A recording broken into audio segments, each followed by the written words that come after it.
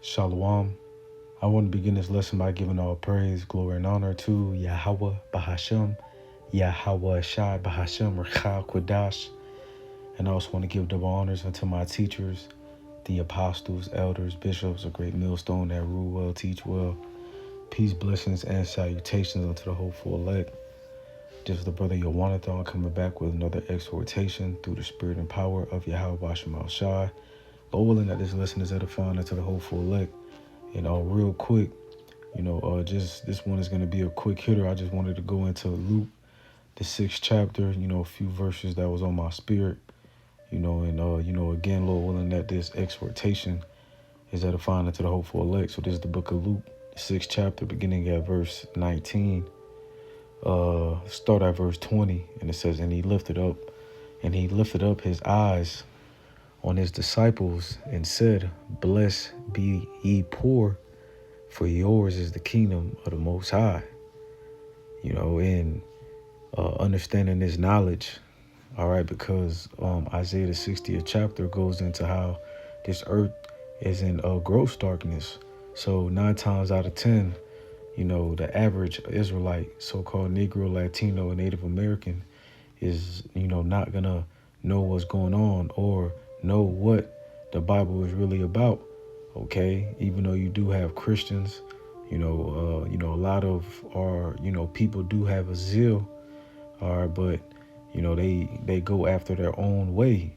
They go to these churches, listening to these pastors with no understanding. But the point that I'm trying to make is that this present life, is about suffering. You see, so it says, "Blessed be ye poor," and the Lord is dealing with a small number, which is the elect. All right, and the elect will be in that lowly mindset, that lowly mind frame. They're not going to be chasing after the things of this world, the materialistic items or the fashions of this life, because that's the scriptures say, the fashions of this world passeth away. And let me get that real quick. 1 Corinthians chapter 7, beginning at verse 29. It's like beginning at verse 29. It says, but this I say, brethren, the time is short. And as we can see, this was written thousands of years ago, but just, measuring the time right now, the time is short.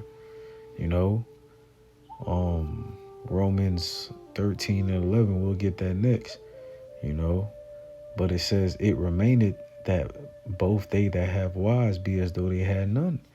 All right, because that's not what it's about. It's about this knowledge, which is a treasure, and is also a privilege. All right, that's why it says in Baruch, as it was our minds to go astray, now being returned, seek him 10 times more. You see, so we're supposed to be seeking the Lord more. All right, because it says as it was our minds to go astray. All right, verse 30, it says, and they that weep as though they wept not, and they that rejoice as though they rejoice not, and they that buy as though they possess not. Right, so you're not supposed to be caught up in this present world. You're not supposed to be caught up in the possessions, the materialistic things of this lifetime. You really supposed to live a minimalist lifestyle. All right, so when it's time to give it up, you ain't gonna be bugged out, and it's a reason why in the time of Lot, it's a reason why Lot's wife looked back, and the result of that, she was turned into a pillar of salt. All right, so many people it's gonna be a stumbling block, to let go of certain things when they make that chip, the MOTB, when it's mandatory. Jake ain't gonna know how to operate because they put in so much in this life. All right, so we really supposed to be living a minimalist lifestyle. Verse 31, it's the point, and it says, and they that use the world as not abusing it, For the fashions of this world pass away, you see? So the fashions of this world pass away. That's why we're not supposed to be caught up in it. It's the book of Romans, chapter 13 and 11. It says, and that knowing the time, that now it is a high time to awake out of sleep. All right. And with this devil, the so-called white man, Esau Edom, he knows that he had but a short time. You see, so this man is continuously putting out distractions, and matter of fact, let me see. Let's go to the book of Ephesians real quick, because it's spiritual wickedness in high places. That's why we got to always, stay prayed up. Ephesians chapter 6 and verse 11, it says, put on the whole armor of the Most High, that ye may be able to stand against the wiles of the devil. You see? So you got to put on a whole armor of Yahweh Shema Shah, which is this truth. And it says that you may be able to stand against the wiles of the devil.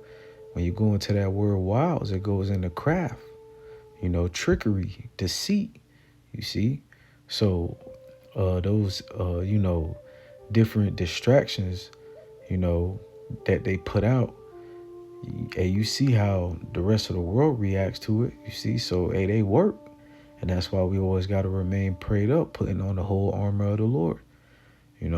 Verse 12, it says, for we wrestle not against flesh and blood, but against principalities, against powers, against the rulers of darkness of this world, against spiritual wickedness in high places, you see? So it's spiritual wickedness in high places. Why? Because when we talk about Esau Edom, which is the self-proclaimed so-called white man, we're really beginning with the elite banking families, man. All right. And Psalms, what is it talking about? How they had a tumult. But this man does things in secret, That's why King David said, let me see.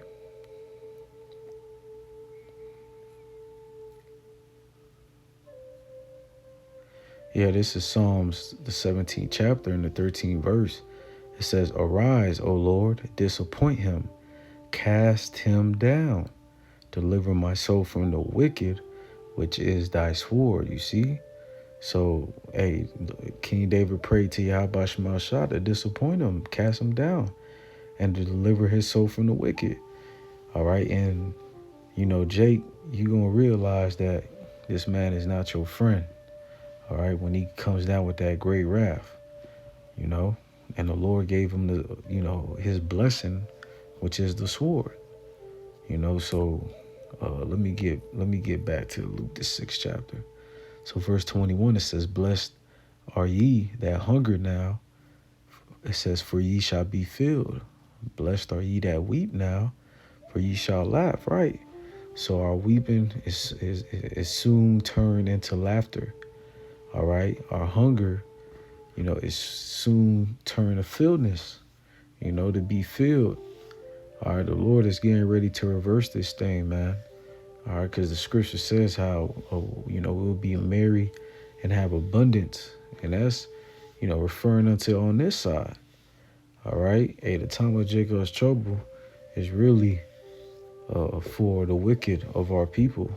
And of course, it says through much tribulation, we shall enter into the kingdom. So, of course, we're going to have to go through hardship. All right, but we know the Lord is going to be with us during the hardship. All right, verse 22, it says, blessed are ye when men shall hate you, and when they shall separate you from their company. All right, so, this could also be a stumbling block as well, man, because men, they hate us. Okay, but it's going to intensify. They're going to remove themselves from our company, and they already do that now, but it's going to be, on a greater scale, a larger scale.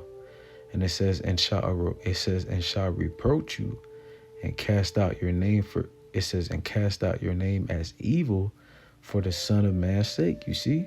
So due to us standing stiffly for the names of Yahweh, Bahashem, Yahweh Shai, they're going to cast our name cast our name as evil.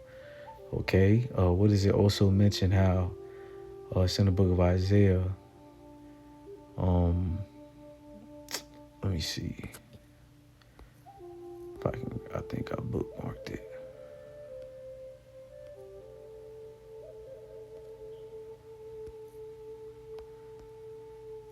Let me see. No, that's not it.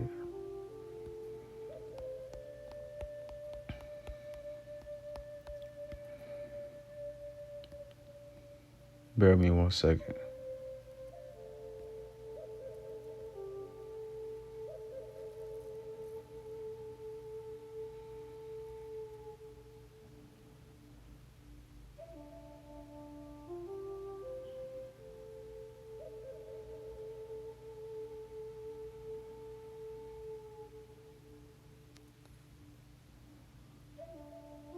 Yeah, there it is.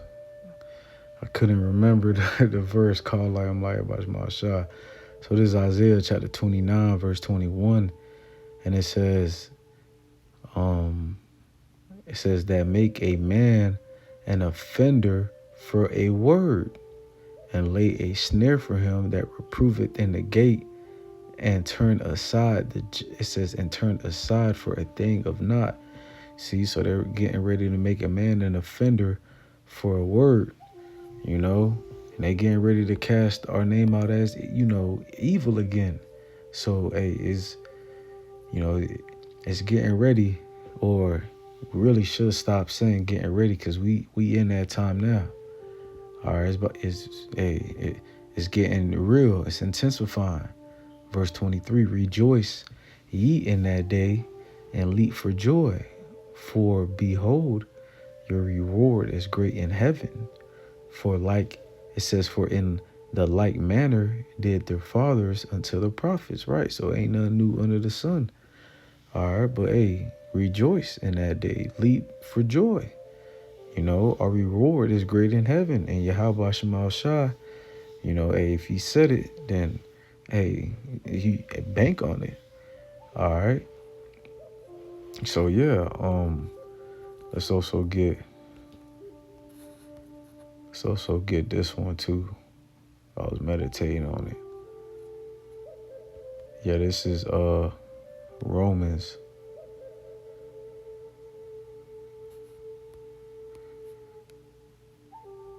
Let's see.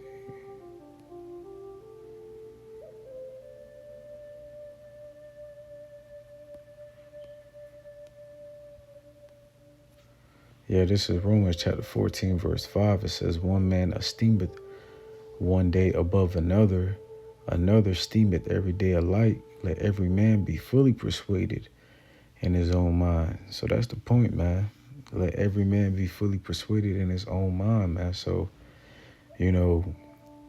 as we are approaching the end of this thing, we understand that, we shall, like the scriptures say in Revelation, we gonna be, casted into prison, and different things is getting ready to happen. So we got to continue building up ourselves in His knowledge. All right, that's what matters at the end of the day. So, not gonna ramble. Want to just this one to be a quick hit, and Lord willing, those edifying unto the hopeful elect. So until next time, I want to give all praise, glory, and honor to Yahweh Bahashem, Yahweh Shai Bahashem Rakakwadash. Double honors unto the apostles, elders, bishops of Great Millstone that rule well, teach well, peace and blessing unto the elect. Until next time, shalom.